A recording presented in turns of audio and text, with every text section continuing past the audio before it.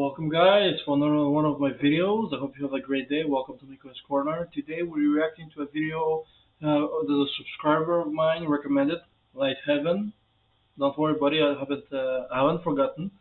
It was a video about Waterloo, the truth behind Napoleon's final defeat. Apparently there was some subterfuge, alright? Apparently, some people turned spy. This is just my, what I've heard. Maybe I'm completely wrong here, but yeah. Then again, listen. I don't know what to think. Okay, listen. Who turned spy? We'll see here. It must be very interesting. But anyways, I'm talking too much. If you like my video, if you like my reaction, leave a like, leave a comment. Tell me what you think about it, and recommend me other videos. And let's go.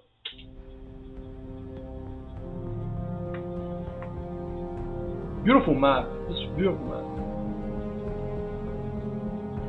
Late May 1815. Exiled to Elba in 1814, Napoleon had returned in March and is once again Emperor of the French. Go Napoleon. Europe, committed to restoring the old order, has declared war on Napoleon. They plan to invade France and restore the monarchy. The Russian and Austrian armies are approaching from the east. The Anglo-Dutch army under Wellington is headquartered in Brussels. The Prussian army under Blücher is...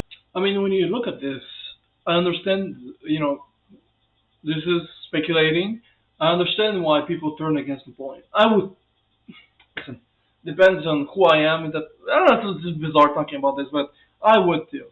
Like, especially if you're French, you're just tired of war, and the guy comes back, and you have what?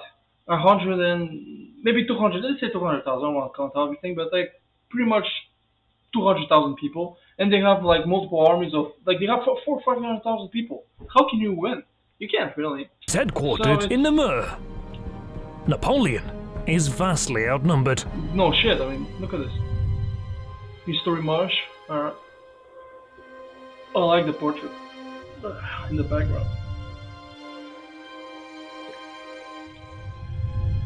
But before we continue, I want to give a shout out to Curiosity Stream, a subscription streaming service built exclusively. Oh, it's really well made. King Louis XVIII has fled France and set up court in Ghent, 60 kilometers west of Brussels. The guy only flees, huh? From Ghent, the king's agents and spies have infiltrated Napoleon's government and army. Okay. The role of Fouché is well known, plotting Napoleon's downfall from the moment he returned to France. However, there were many others. The king also has spies and agents in the French army, many in direct communication with Ghent, providing intelligence. Along the frontier, the king has stationed officers to collect deserters and sow discord. One such officer was the Marquis de Castries, a former aide-de-camp of Davout, now stationed in Namur, whose staff included a former cuirassier, Friedrich Rie. Napoleon faced a severe shortage of horses, and the financial situation was perilous. An insurrection was raging in the Vendée, requiring troops to be dispatched to the interior. Once the Allies invaded, his military situation would arguably be better than in 1814. But his political situation was unstable. Yeah. He needed an event to rally the country around him before the Allied invasion. He needed a win. Brussels was the answer. A lightning stroke to seize the Belgian capital and possibly return Belgium to France would captivate the nation. Traitors would be shaken from the army, and Napoleon would gain the political stability necessary to deal with those in government. Napoleon decided to strike.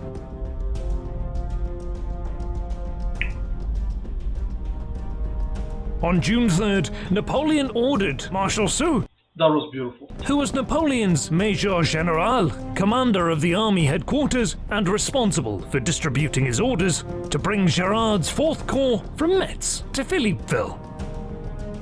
Napoleon also reorganized the cavalry, taking divisions attached to the infantry corps and creating 4 cavalry corps under the overall command of Marshal Grouchy.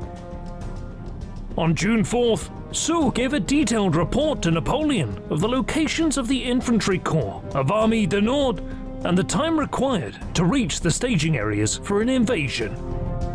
First Corps at Maubeuge, 2-day march, leaving on the 11th. Second Corps to the right of Maubeuge on the Sambre, 1-day march, leaving. It's interesting how other corps are so spread out. On the 12th. Third Corps north of Philippeville, 2-day march, leaving on the 12th. Fourth Corps at Philippeville, 7 or 8-day march, leaving on the 6th.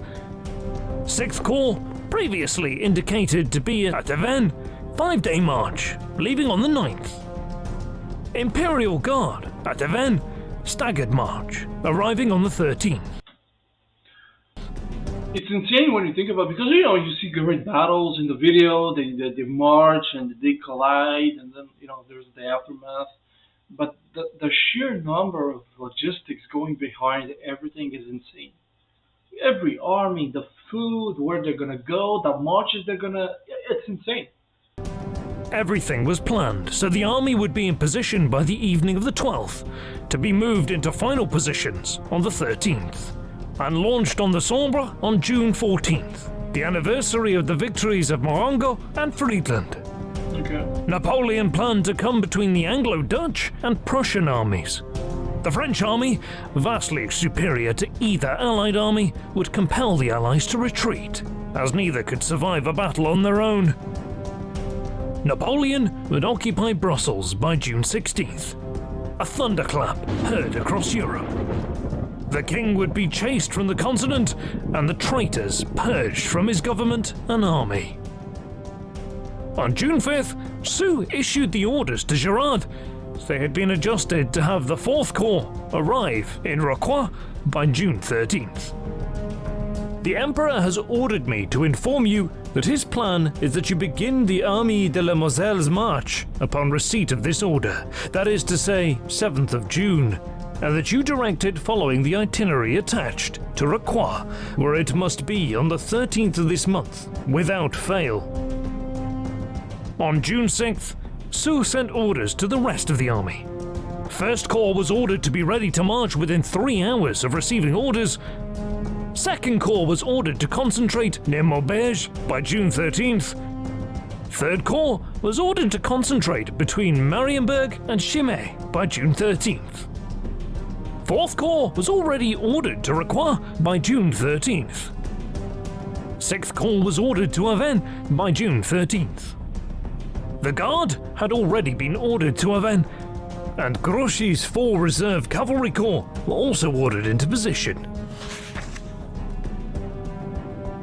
Napoleon had ordered the formation of 2 columns on the frontier and planned to use the day of June 13th to put the army into a final position.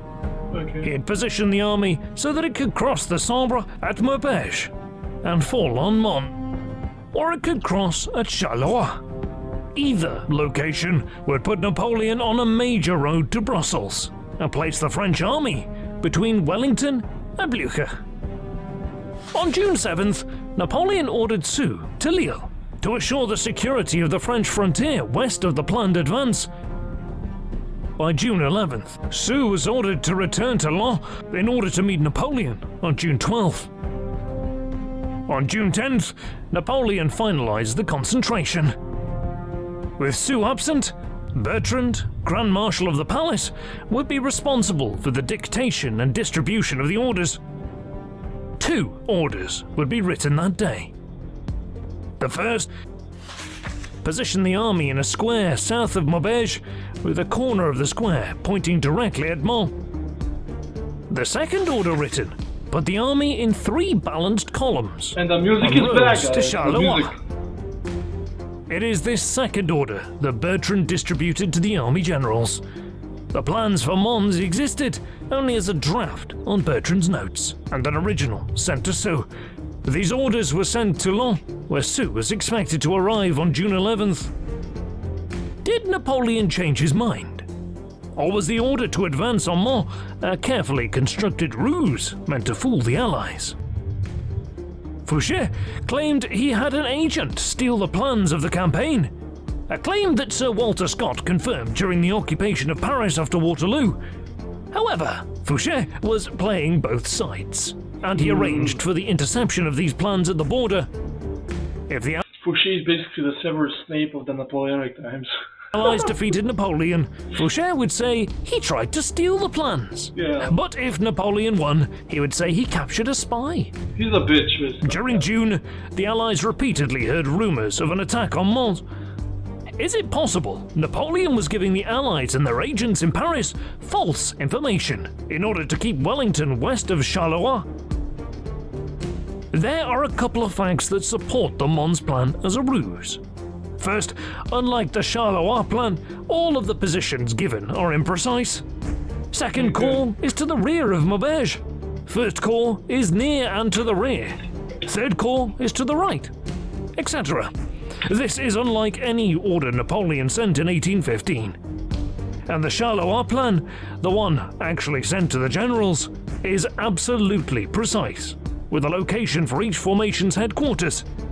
Second, Grouchy had recently been given command of the newly organized Cavalry Corps and 4th Corps, and had been recently ordered to join the Armée du Nord. Napoleon could hope that the Allies were unaware of these events, and both are excluded from the Mons plan letter Bertrand addressed to Soult. So there was a lot more subterfuge going on behind the scenes, because when we watched the series, the series of Napoleon that I made, go watch it if you didn't. It was basically very much so, we would see the battles and how he advanced, but we will not go really into details, the plans and the subterfuge. And imagine how much drama there is around every single battle and every single coalition war, the spies and the captures and that I don't know anything about, but yeah, it must be very interesting. On June 11th, Soult, for reasons unknown, remained at Avesnes. He was not in Laon when Napoleon's orders arrived, and he would only receive them late in the day of June 12th in Avesnes. Considerable time was lost, as the courier must have waited in Laon for Soult's arrival until it was clear he was not coming. Soult initially began executing the orders for the advance on Charleroi, but then switched the plan for Mons. Had 2 orderlies been sent to Laon, but arrived in Avesnes in reverse order, thus confusing Soult? Or had Soult received the intercepted false Mons orders after the Charleroi orders? Whatever the event, Soult had adopted the Mons plan, contrary to Napoleon's final wishes. What? Napoleon left Paris on June 12th and arrived in Avesnes on June 13th. He immediately countermanded Soult's orders and ordered the army into the 3 columns for an advance on Charleroi. As Soult plainly said to Vandamme, "According to the orders that I sent to you yesterday, you were to gather your army corps in Beaumont. But the Emperor has again ordered the execution of the order of the day from the 10th, of which I sent you the appellation, according to which you were to gather your troops during the day of the 13th in front of Philippeville. It is thus the dispositions of the order given by the Emperor on the 10th that you must follow." The rest of the army was given similar orders. Due to the delays introduced by Soult not being in Laon and giving the wrong orders, Napoleon would delay the advance until June 15th. Vandamme would receive the orders too late, and Napoleon would order him to remain in Beaumont, thus overloading the center column. Napoleon used June 14th to move the army closer to the frontier. Napoleon heard from his spies that the Allies had not moved on June 13th or June 14th. He had every reason to believe he had achieved his goal of concentrating his army on the Sambre without Wellington or Blücher knowing. At 11:30 p.m., Gneisenau, the Prussian chief of staff, began the concentration of the Prussian army. French traitors had informed him of the impending attack. The 12-plus hours gained allowed the Prussians to field an army at Sombref.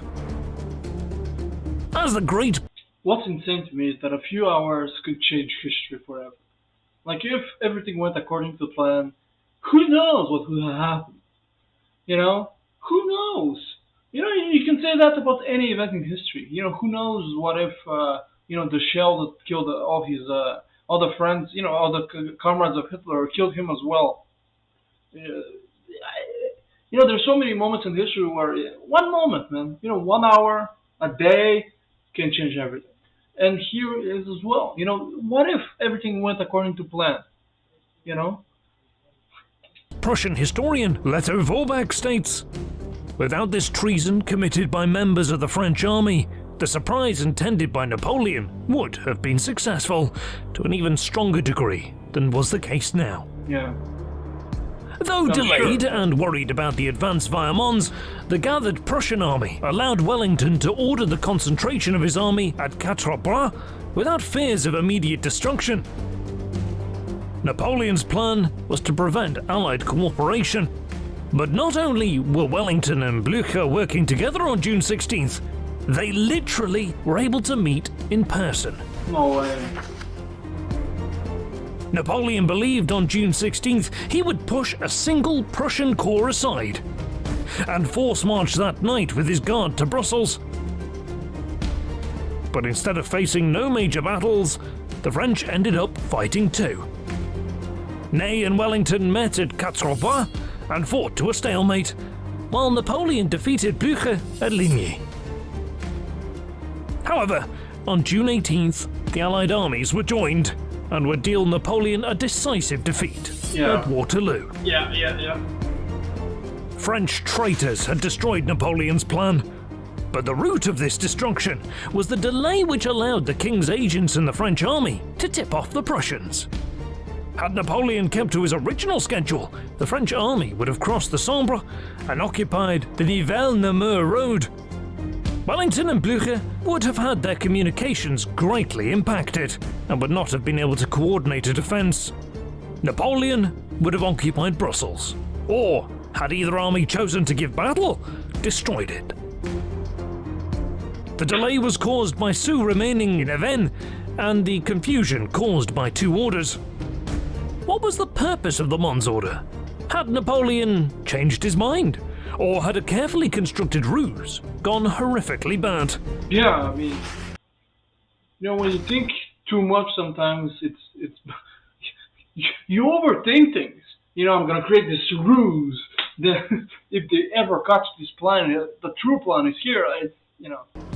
I mean, I get it where it comes from. On June 22nd, 1815, Napoleon signed his abdication. Yeah. It is believed that this took place in the Salon d'Argent in the Palais d'Élysée, Napoleon's residence during the 100 days. Yeah. The Salon d'Argent is in the rear of the palace, on its eastern side. Okay. If he signed his abdication here, it is possible the Salon d'Argent served as his office during 1815. Okay, what's your point? Adjacent to the office is a staircase. Napoleon would be exiled to St. Helena, joined... What the fuck? What the hell did he mention the staircase? Somehow the spies were getting in through the staircase? by his faithful companion Bertrand. In 1821, after Napoleon's death, Bertrand returned to Europe, arriving in Portsmouth on August 1st. On August 6th, Bertrand and his family travelled to London, where they took residence at Brunet's Hotel of Leicester Square, along with Montholon and his family.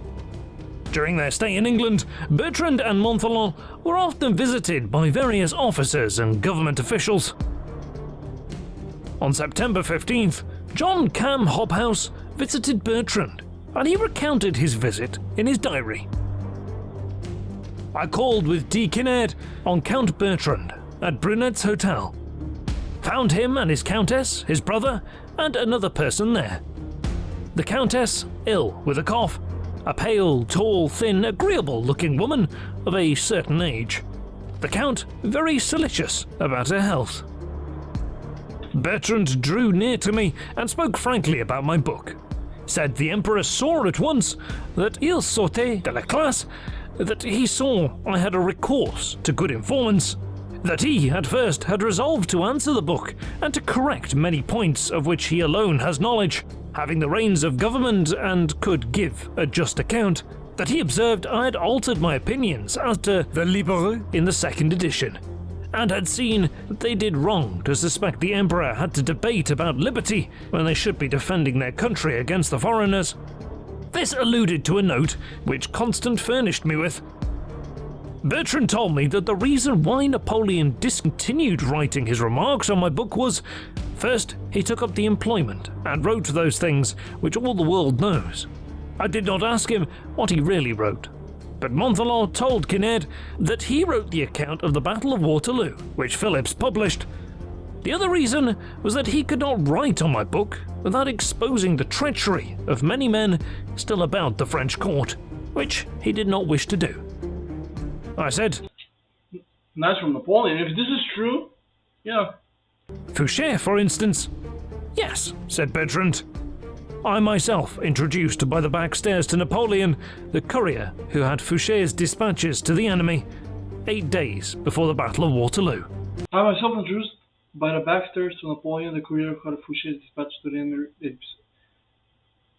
Bertrand was a if I'm not reading this incorrectly, he was a traitor. Everybody turned against Napoleon. 8 days before the Battle of Waterloo, on June 10th, 1815, Napoleon and Bertrand, who were consumed with preparing the final concentration of orders for the campaign in Belgium, apprehended an agent of Fouché, carrying dispatches to the enemy.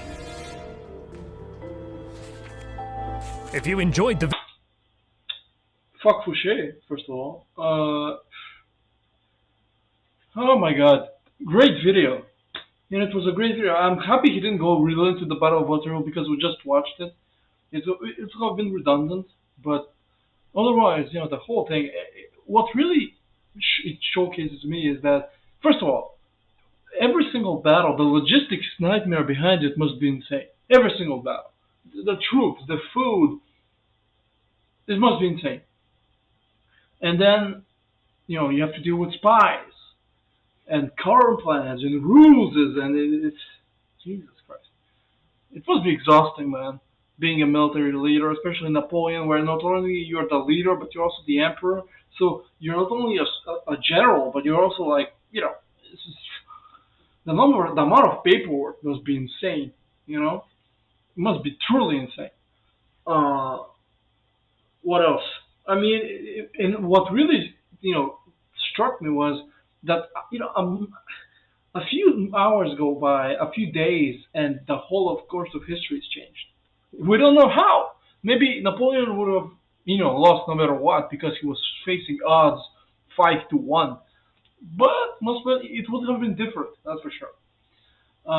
Anyways, I hope you enjoyed my reaction. If you did, leave a like, subscribe, mean a lot to me, and I'll see you guys in the next one.